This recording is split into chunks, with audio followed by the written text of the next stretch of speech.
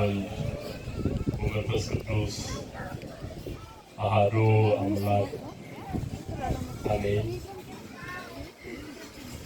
እጅግ የምንወዳቸው ክቡር አባታችን ክቡር መላከ ፀሐይ መምህር አበበ ማሞ የዚህ ቤተክርስቲያን ዋና አስተዳዳሪና የሁላችን አባት፣ ክቡር መጋቤ ሰናይ መምህር ፍስሐ የቤተክርስቲያናችን ዋና ጸሐፊ፣ ክቡር የሰበካ ጉባኤ ምክትል ሊቀመንበር፣ በድካምና በማይመች ቦታ ውስጥ ስታገለግሉ የሰነበታችሁ በእውነት ከልቤ ሊቃውንተ ቤተክርስቲያን ካህናት አባቶቼ፣ ዲያቆናት ወንድሞቼ፣ መምህራን ወንጌል በዚህ በመዳን ቀን በዕለተ ዓርብ እግዚአብሔር ወዶ ከሩቅም ከቅርብም የሰበሰባችሁ የሞቱን ዜና እንደሰማችሁ የትንሣኤውን ዜና እንድታደምጡ እግዚአብሔር የጠራችሁ አባቶቼና እናቶቼ፣ ወንድሞቼና እህቶቼ፣ ወጣቶች፣ ሕፃናት ሁላችሁ በወደደንና ባፈቀረን እስከ ሞት ድረስ ዋጋ በከፈለን በልዑል እግዚአብሔር ፍጹም ሰላም እንደምን ዋላችሁ? አይሰማም? እንደምን ዋላችሁ? ደከመን እንዴ? ክርስቶስ እኮ ቀኑን ሙሉ ሲንገላታ ነው የዋለው። እኛ ግን ጎንበስ ቀና ስላልን ፊታችን ጠቆረ፣ እጃችን ደከመ፣ ጉልበታችን ዛለ፣ አቅም አነሰ። የክርስቶስ ስቃይ ግን እንዴት ይገለጣል? እንደምን ዋላችሁ? አሜን። አምላካችን እግዚአብሔር ሞተ ያዳንከን በደል ሳይኖርብን እንደ በደለኞች ተቆጥረን ታድናቸው መጥተህ ጠላት አድርገው የሰቀሉ አንተ ግን የሚያደርጉትን አውቁምና ይቅር በላቸው ብለህ የማርካቸው የለመድክ የጸለይክላቸው አምላክ ክብርና ምስጋና ላንተ ይሁን። በመስቀል ስር የሰጠህን እናታችን ድንግል ማርያም አንተንም ወልዳ የዓለምን መድኃኒት እኛን ለማዳን የዓለምን መድኃኒት ሆኖ ክርስቶስን ይዛ የተንከራተተች እናታችን ድንግል ማርያም ስሟ የተመሰገነ ይሁን። ቅዱሳን መላእክት ሁሉ ክቡር የሆነውን ደምን በወርቅ ጽዋ ቀርተው ስለ አንተ መሪር የሆነ እንባ ሐዘን እያለቀሱ በክንፎቻቸው የሐዘንን ሙሾ እያወረዱ ዕለተ ዓርብን በሐዘን የዋሉ ቅዱሳን መላእክት ሁሉ ክብርና ምስጋና ይድረሳቸው። ስለ እግዚአብሔር የመከራ ጊዜ ተናግሮ የሚያሳምን ምን አንደበት ነው? የሚሰማስ ምን ጆሮ ነው? የሚናገርስ አንደበት እንዴት ብርቱ ነው? ወይንስ ደግሞ ስለ ቀራንዮ ውለታ ተነግሮ የሚያልቅ ሳይሆን ሲነገር የሚጀምር ነውና ቤተ ክርስቲያን ደግሞ ስብከቷ ማዕከሏ ክርስቶስ ነውና እግዚአብሔር የወደደልንን ያክል እሱ እንዲያስተምረን ቅዱስ ፈቃዱ ይሁንልን። ከሁሉም አስቀድሜ ግን ከመጣሁ ጀምሬ በሐዘንና በደስታ መካከል ሆኜ የካህናቶቹን መከራ ሳይ አብይ ያዘንኩ ነበረ። በዚህ ድንኳን ውስጥ እግዚአብሔር እኮ አንድ ባለሀብት አስነስቶ አንድ ትልቅ ካቴድራል ማስገንባት ይችላል። አይችልም እንደ እግዚአብሔር? ምኑ ነው ለእግዚአብሔር? ምንም አይደለም። ግን ለምን ዝም እንዳለ አላውቅም። በዚህ በማይመች ቦታ እየሰገዱ ስመጣ እኔ መንበረ ጸባዖት ቅድስት ሥላሴ ነበርኩና ስመጣ ውስጥ ጠባብ እንደሆነ አውቃለሁ። ይህም እንደተጀመረ እንዳላለቀ እረዳለሁ። እዚህ ጋር መጥቶ ጎንበስ የምንልበት ቦታ የለም። በዛ ላይ እንደውም እዚህ አካባቢ የተመቸ ቦታ አለ፣ አባጣ ጎባጣ ነው። በዚህ መካከል ግን ይህን ሰሞነ ሕማማት በእነዚህ በሚገርም ሁኔታ ያገለግላችሁ ካህናት ክብር ይገባችኋልና እግዚአብሔር ያክብራችሁ። ምንም ማለት ነው። እሱን በኋላ እናወራለን። እግዚአብሔር ቢወድና ቢረዳን በትንሽ ደቂቃ የምንማማርበት የትምህርታችን ርዕስ የሚሆነው በቅዱስ ሉቃስ ወንጌል ምዕራፍ 19 ቁጥር 30 ላይ ተጠማሁ በሚል ቅዱስ መለኮታዊ ቃል እንማማራለን። እስኪ ተጠማሁ በሉ። ሁላችሁም ተናገሩ። አሁን አይገማችሁ። ተጠማሁ በሉ እስኪ። እንኳን እስኪ አልፍተራችሁ ተናገሩ። ወደዚህ ሁላችሁ ባንድ ላይ ተጠማሁ በሉ እንዳትረሱ እሺ። ይህንን ቃል የተናገረው ክብር ይግባውና አምላካችንና መድኃኒታችን ኢየሱስ ክርስቶስ ነው። የተናገረውም ዛሬ በዕለተ ዓርብ የሰው ልጆች ወዶና አፍቅሮ ከፈጠረ በኋላ በመጨረሻም የሰው ልጅ ከበደለ በኋላ አድናለሁ ብሎ ወደዚህ ምድር ከመጣ በኋላ የሚያድንበት መንገድ በመስቀል ላይ ለበደለኞችና ለኃጢአተኞች ተቆጥሮ እነሆ በፈጠራቸው ፍጥረታት ላቅ ተተፍቶበት ዕለተ ዓርብ ላይ በዛሬው ቀን በዚህ ሰዓት በመስቀል ላይ እያለ ተጠማሁ ብሎ የተናገረው ቅዱስ መለኮታዊ ቃል ነው።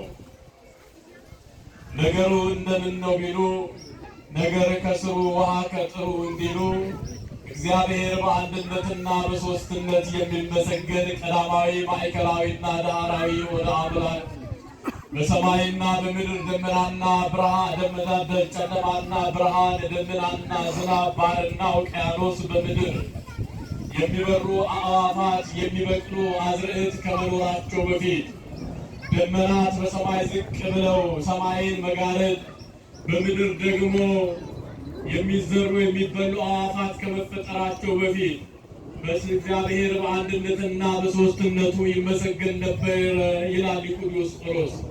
ማንም የለም። በዚህ ምድር ባዶ ነበረች፣ በሰማይ ማንም አልነበረም።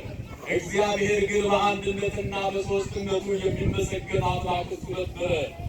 ቅድመ ዓለም እስከ ለዓለም ሀሎ ወይሄሉ እግዚአብሔር በመንግስቱ እግዚአብሔር በትስብእቱ እግዚአብሔር በመለኮቱ እያለ ቅዱስ ጳውሎስ በቅዳሴው ላይ ሊቁ በሰፊው ያብራራልና ለመንደርደር ያክል ሰዓት እንዳልፈጅባችሁ አይደለም ለአንክሮና ለተዘክሮ ለምግበ ሥጋና ለምግበ ነፍስ የሚሆን ፍጥረት ይቅርና የሚገርማችሁ ነገር ከሥላሴ በስተቀር በዚህ ምድር የሰው ልጅ አልነበረም። በሰማይ ቅዱሳን መላእክት አልነበሩም።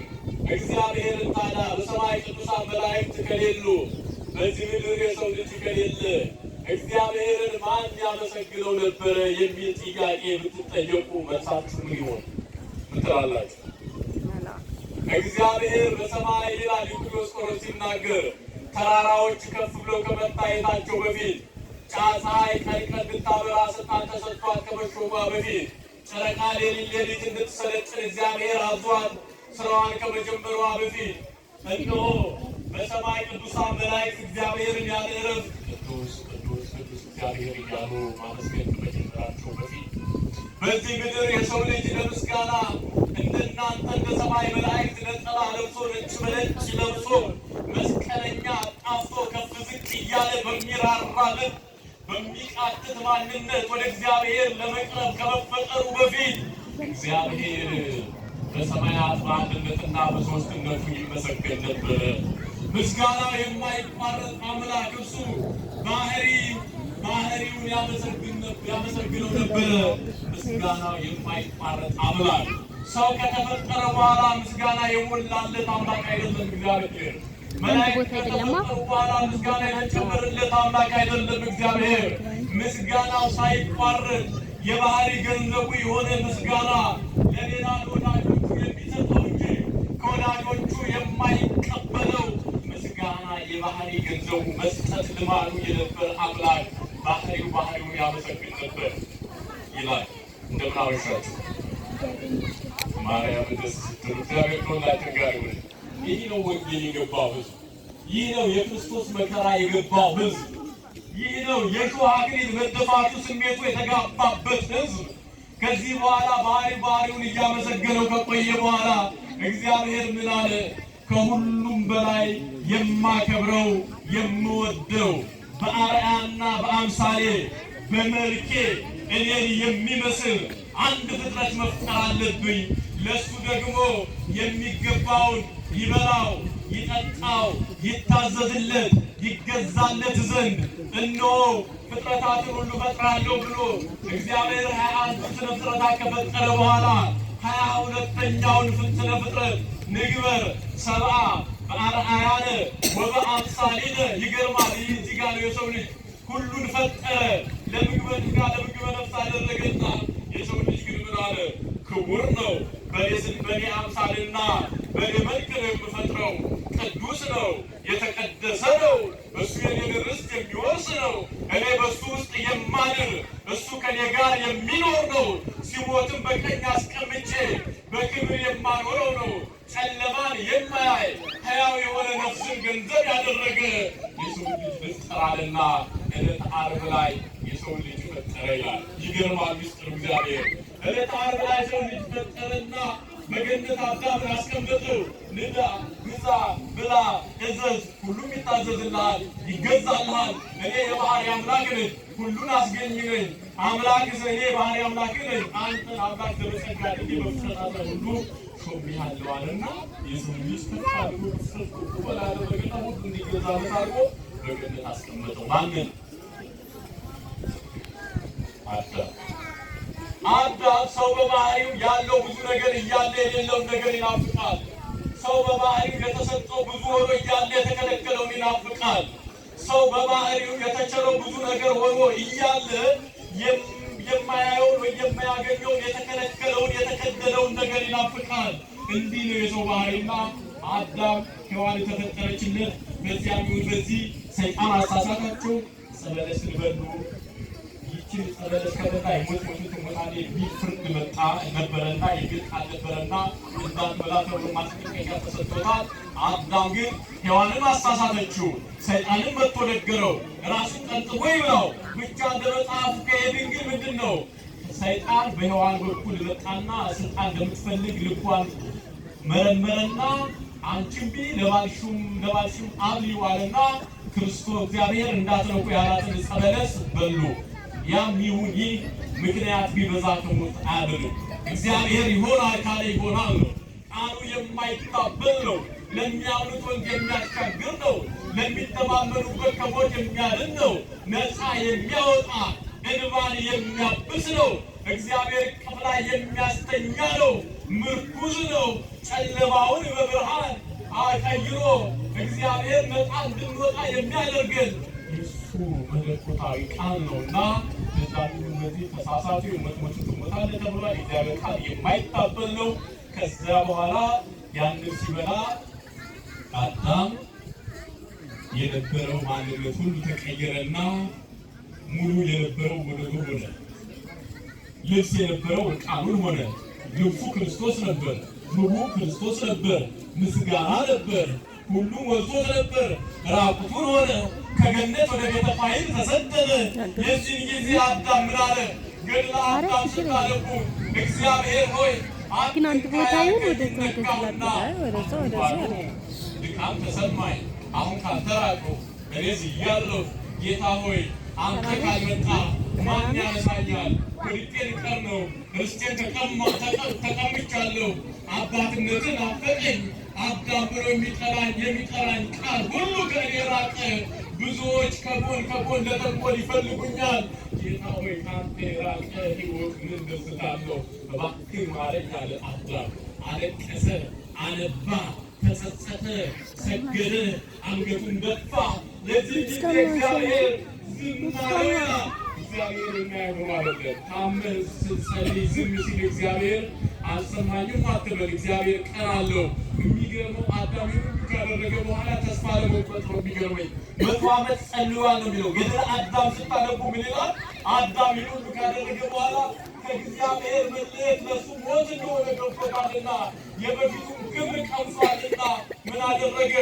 አዳም ከጉልበቱ ላይ ደም አፈሰሰና ለእግዚአብሔር መስዋዕት አቀረበ ይላል። እንዲህ አይነት እምነት አያችሁ፣ ከእግዚአብሔር ርቆ ምንም ዋጋ እንደሌለው ገብቶታልና ምንም ከጸሎቱም ከልመናው ከስግደቱ ከንስሐው በኋላ እናደረገ ከጉልበቱ ላይ ደም አፈሰሰና መስዋዕት አቀረበ። እግዚአብሔር በቃ ያለኝ ነው ከራሴ ላይ ተቀበለ ይላል። ያለን ስትሰጥ እግዚአብሔር ይቀበልሃል። አንተን ራስህን ስትሰጥ እግዚአብሔር ይቀበልሃል።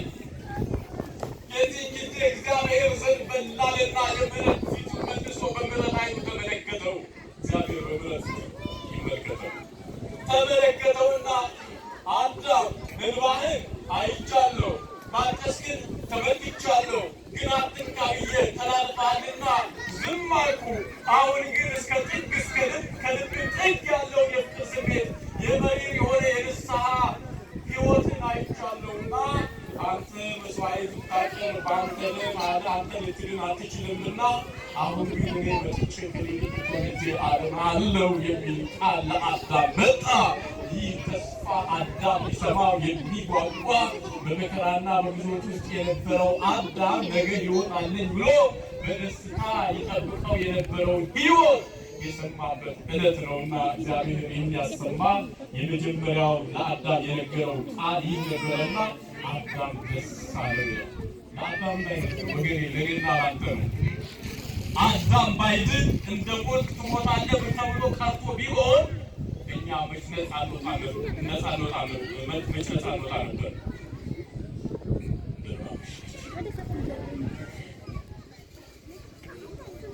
እግዚአብሔር ከሁላችን ጋር ይሁን። ከዚህ በኋላ የልጅ ልጅ ተወልጄ ከ5500 ዘመን በኋላ አድናለሁ የሚል ቃል መጣ። አዳም ደስ አለው። ተስፋ ለቆረጠ ሰው ነገ ትሆናለህ ሲባል ደስ ይለዋል። በግዞት ያለ ሰው የታሰረ ሰው ነገ ትፈታለህ ሲባል ደስ ይለዋል። ገንዘብ ያጣ ሰው ነገ ታገኛለህ ሲባል ደስ ይለዋል። የታመመ ሰው ግድ የለም ነገ በመጻጉዕ አልጋ ተሸክመህ ትሄዳለህ ሲባል ደስ ይለዋል። የዚህን ጊዜ ደስ አለው አዳም። 5500 ዘመን ሩቅ አይደለም፣ ሞቼ ከምቀር ነገ እነሳለሁ አለ። ተስፋ እንዳትቆርጥ። ስታጣም እግዚአብሔር ጋር ናት፣ ስትበድልም እግዚአብሔር ጋር ናት። መሪር የሆነ እንባ እንደ አዳም አልቅስ። ዝም ሲል እግዚአብሔር ትቶኛል አትበል። አሁንም እግዚአብሔር ጋር ናት። ግድ የለም እግዚአብሔር ቀን አለው፣ የራሱ ቀመር አለው። ፊቱን መለስ አድርጎ ጎደሎውን ይመልስልህ ይሞላልሃል። ልመናህን ይቀበልና መልስ ይሰጥሃል። እንባህን ያብስና በደስታ ይገኝሃል። እግዚአብሔር የልብህን እንቆቅልሽ ይፈታና እሱ በሚወደው በተወደደ ጊዜ አንተ እየሳቅህ እንድትመለስ ባዶ ሆነህ መጥተህ ሙሉ ሆነህ እንድትመለስ ያደርግሃል። እግዚአብሔር ሁላችንም በበረከት ይሙላል። አሜን። አዳም ደስ አለው። ክርስቶስ 5500 ዘመን ሲፈጸም ከሦስቱ አካል አንዱ አካል እግዚአብሔር ወልድ በተለየ አካል ወደዚህ ምድር መጣ። ወደዚህ ምድር ሲመጣ ሁሉም በደለኛ ነበረ። ድንግል ማርያም ብቻ በንጽሕና በቅድስና በቤተ መቅደስ የምትኖር አንዲት እናት ድንግል ማርያም ነበረች። እኔ የሚገርመኝ ነቢየ እግዚአብሔር ቅዱስ ኢሳያስ አስቀድሞ ሲናገር ጌታ ሆይ ሰዶም ዘርን ባታስቀርልን ኖሮ እንደ ሰዶምና እንደ ገሞራ ተቃጥለን ነደን በጠፋን ነበረ። ድንግል ማርያም ባትሞት ክርስቶስ ሊያድነን በማን ይጸነስ ነበረ? ወደ ማንስ ይመጣ ነበረ? ድንግል ማርያምን ዘር አድርገህ ስላስቀረህልን እናመሰግናለን ይላል። ድንግል ማርያም በቤተ መቅደስ ነበረችና እግዚአብሔር አብ ከሰማይ ሆኖ ወደ ምድር ተመለከተ። ሰሜንና ደቡብ ምስራቅና ምዕራቡን ሁሉ አየ፣ ተመለከተ፣ አሻተተ። እንዳንቺ ያለ ደምግባት ያለው በንጽሕና በቅድስና በድንግልና አምላክን ለመቀበል የተዘጋጀ ማንም አልነበረና እግዚአብሔር አብ አንቺን አየ፣ ደምግባትሽን ወደደ። ምትክ የሌለው የሚወደውን አንድያ ልጁን እግዚአብሔር ወልድ ወደ አንቺ ላከ። ድንግል ሆይ አንቺን ተቀበልሽ። አምላኳን ልጅ አድርጋ የታቀፈች እናት ድንግል ማርያም፣ አምላኳን ልጅ አድርጋ የታቀፈች እናት ድንግል ማርያም የፈጠራትን ፍጥረት እናት አድርጎ ጡቷን የጠባ በማህፀኗ የከተመ ጌታ አባቱ የማይቀድመው ልጅ እያለ አባ ሕርያቆስ በሰፊው አባ ጊዮርጊስ ዘጋስጫ በሰፊው እንደሚያብራራ የተዋህዶ ምስጢር ረቂቅ ነው። በለተሳውበት እንደነደር እንሆ ድንግል ማርያም ንጽሕት ሆና ተገኘች። አንድያ የሚወደው ምትክ የሌለውን ከሦስቱ አካል አንዱ አካል እግዚአብሔር ወልድን ወደዚህ መራል። በቅዱስ ገብርኤል ብስራት በድንግል ማርያም ማስተዳደረ 9 ወር ከ5 ቀን አማናዊት ከተማ ሆና እንሆ ክርስቶስን ተሸከመችው። ለዚህ ነው ቅድም ያልኳችሁ ዓለም የሚድንበትን መድኃኒት ይዛ የተንከራተተች ድንግል ሄሮድስ ሲያሳድድ ዓለም የሚድነው በክርስቶስ ነውና ዓለምን ለማዳን ድንግል ማርያም የዓለምን መድኃኒት ይዛ ተንከራተተች። ይገርማል። ምን ተብሎ ምን ይነገራል? ውለን ብናድር እንኳን ጠግቦ የሚያናግረን እሱ ነው። ምን አቅም አለን? እግዚአብሔር ከሁላችሁ ጋር ይሁን። ከዚህ በኋላ ተወለደ።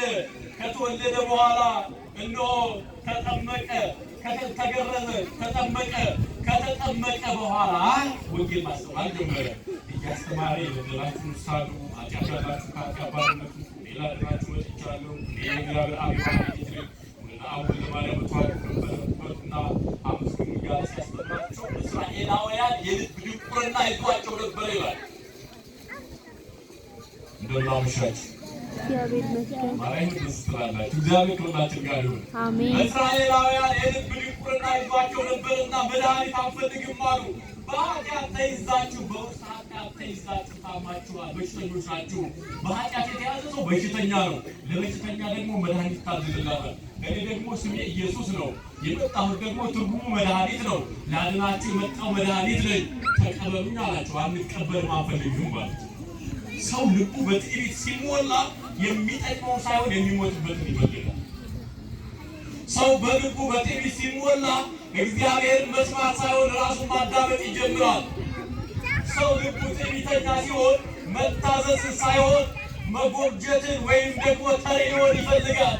ቅድም አሁን ኑ ሲሏችሁ ስትመጡ በጣም እየገረመኝ ነበር። እግዚአብሔር ያክብራችሁ። ምናልባት ማን ያውቃል? ቃል እግዚአብሔር በተነገረበት መሀል የሆነ ተቆመበት የሚመጣችሁ እግዚአብሔር ሊባርካችሁ ነው። ከሚጠራችሁ እያንዳንዷ ነገር በእግዚአብሔር ፊት ሚስጥርናት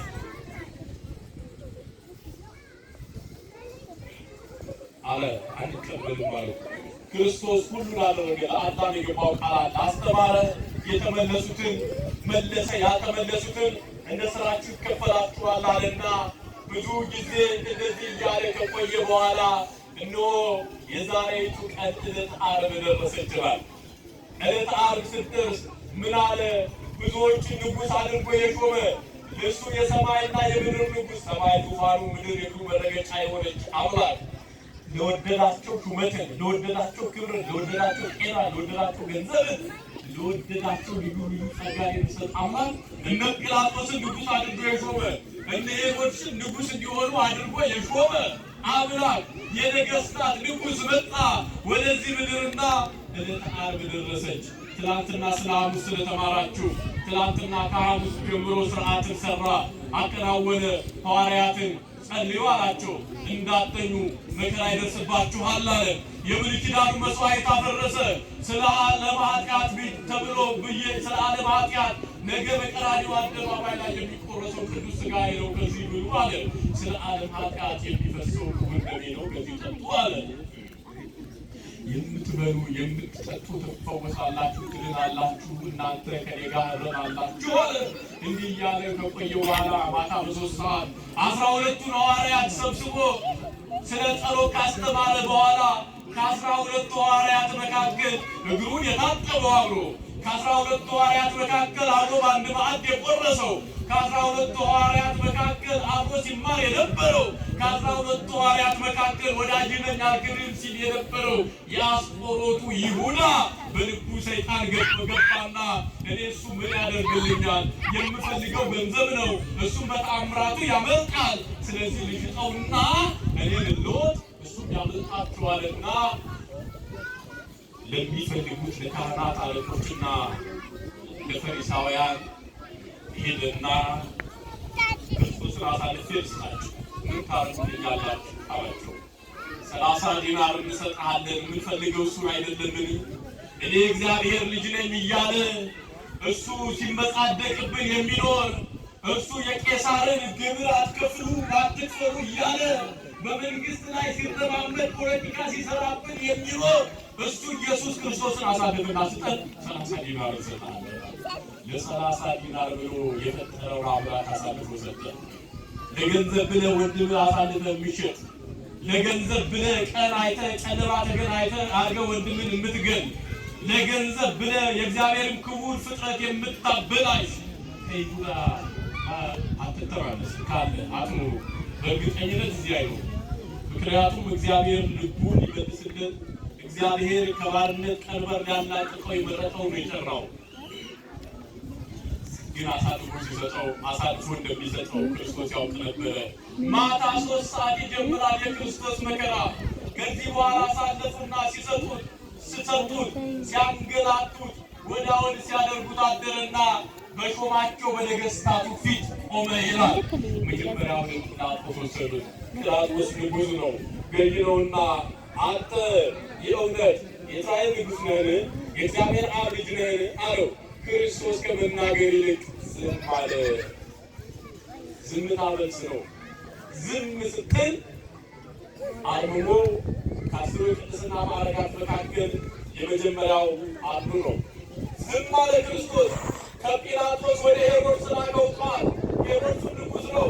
አንተ በእውነት የምትመጻደቅ ለእኛ ግብር እንዲከፈል የምትከለክል እንዳይከፈል የምታደርግና የምታሰራ አንተ አለው። ዝም አለው። አሁን ወደ ሄሮድስ መለሱ። እንዲህ ሲል መጨረሻ ላይ ጲላጦስ ምን አለ? አንተ ለምን ዝም ትላለህ? እየከሰሱ አይደለም አለ። ጲላጦስ ሲል በሃይማኖት ከሰሱ። ሄሮድስ ጋር ሄዱና በፖለቲካ ከሰሱ። ዓለም ላይ መከራ የሚታየው በሃይማኖትና በፖለቲካ ነው። ሁለት ነገር ሲከሱት ዝም አለ፣ አልቀረም። ብዙ ነገር ከተደረገ በኋላ መጨረሻ ላይ አንገላቱት። ጲላጦስ ግራ ገባው። ፈያታዊ ዜማና ፈያታዊ ዘጸጋም የሚባሉ ሁለት ወንበዴዎች የሰውን ሚስት የሚቀሙ፣ ልጅ የሚገድሉ፣ ገንዘብ የሚዘርፉ ነበሩና በእነሱ መካከል ንጹሕ የሆነው ክርስቶስ አብሮ እንደ ወንጀለኛ ተቆጠረ። ከእነሱ በላይ ወንጀሉ ገነነ፣ ወንጀሉ ተነገረ። ሰላማዊ ሰልፍ ወጡበት። ያድራቸው የወጡ ሰዎች ሁሉ ሰላም ሆነው ተነሱበት። በማመሻቸው አሁን ግን እሱ የመጣበት ዓላማ ማዳን ነውና ዝም አለ። በርባን ፈያታዊ ዜማና ፈያታዊ ዘጸጋም ግራና ቀኝ በሆኑ ሰዓት እሱ መካከል ላይ ሆነ። ጲላጦስ ምን አላቸው? ከሦስቱ አንዱን እስረኛ ልፍታላችሁ። እኔ ኢየሱስ የሚባለውን መረመርኩት፣ ከአንደበቱም ክፉ አልወጣም፣ በደልም የለበትም። እሱን ልፈታው ፈለጉ። እናንተ ምን ትላላችሁ? አለ ንጉሣቸው። አይ ኢየሱስን አትፍታ፣ ይልቅስ በርባንን ፍታልን አሉት። ምን አደረገ ክርስቶስ ሲላቸው፣ በቃ ክርስቶስን ስቀለው አሉት። አይ ሚስቴም በሕልሟ ራእይ አይታለች፣ ሰውየው ይህ ሰው ንጹሕ እንደሆነ ተገልጦላታል። እኔ ግን ንጽሕናው ነው የታየኝ፣ እባካችሁ ንስታው ሲላቸው፣ ከመንግሥት ሥልጣን ይችርሃልን አሉት። የዚህ ጊዜ ጲላጦስ ለጊዜያዊ ጥቅም አለና ምን አደረገ? በርባንን ፈታና ክርስቶስን ስቀሉት አላቸው። በዚያን ጊዜ የሚሰቀል ከተገረፈ አይሰቀልም፣ ከተሰቀለ ደግሞ አይገረፍም። የሚሰቀል ሰው አይገረፍም፣ እንዲሁ ይሰቀል። ይገርማል። የሚገረፍ ሰው አይሰቀልም፣ ተገርፏል። በቃ አትገረፍ ግርፋት ስቅላት ሆነ ስቅላት ሆነ። ክርስቶስን ግን ግረፉና ስቀሉ አላቸው። ይገርማል። ወስደው ገርፈው ሰቀሉት ይላል። ሁለቱንም ማለት ነው። ግርፋቱ ልጅ እንደምትቀጡት እንዳይመስላችሁ። ግርፋቱ እኛ ላይ እንደሚያልፈው ጅራፍ እንዳይመስላችሁ። ጅራፉ ለሙሄ እንደምታውቀውት አይደለም። ጅራፉ ላይ የሚሰነጣጥቅ ምላጭ የሚመስል ነገር ተቋጥሮበት የዛ ጊዜ አንድ ሲያርፍ ገላውን እየነጨ ስጋውን ለይቶ ይዞ የሚመጣ መሪር የሆነ ግርፊያ ነበረ። ክርስቶስ ግን እየቃተተ ዝም አለ። ክርስቶስ ግን ያችን ቀን ዝም አለ። ምክንያቱም እሱ ካልቆሰለ በኃጢአት የቆሰለ ነበርና መዳን አንችልም። ምክንያቱም እሱ